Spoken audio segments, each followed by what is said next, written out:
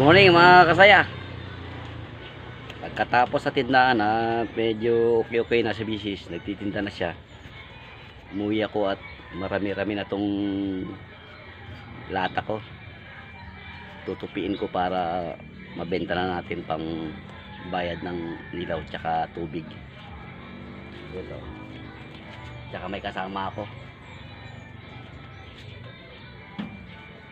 Kailangan meron kang ganito, maso, para pag tupi mo diretso siyang manipis.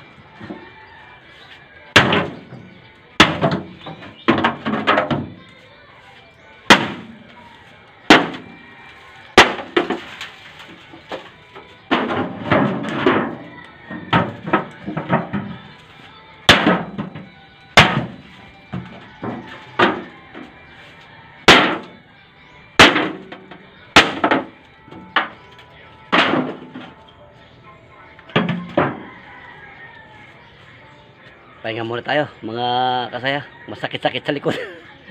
Sakit sa likod. Iba na yung nagkakaedad.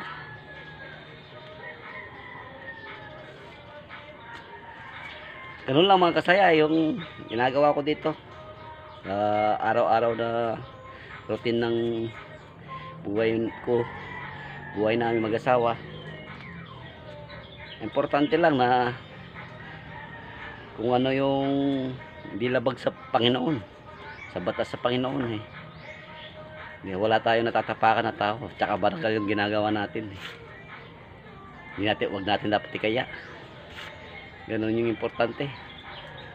Tapos kumakain tayong 3 beses ang araw, nakakapaikot tayo ng kunting negosyo at nakakapag-eskwela tayo, at higit sa lahat wala tayong tinatapakan na tao, tsaka ang tawag to, yung kahit na gaano kahirap ang buhay wag ka susuko. Yun ang importante, kasi wala namang madali sa buhay ng tao. Lahat pinaghihirapan, hindi madali. Ika nga, kailangan talaga pagsumikapan. Yan lang ginagawa ko. Marami to. Tingnan nyo. Di pa ako nangangalati.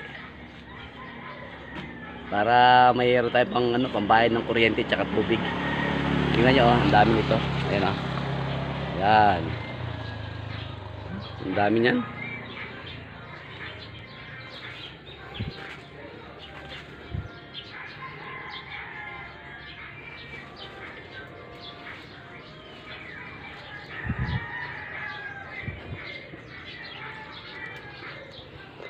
Yan, naipon na.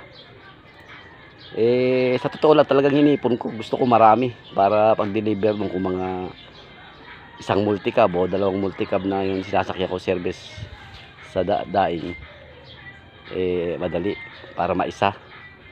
Tsaka yun nga, para maisa tatimingin natin magbayad sa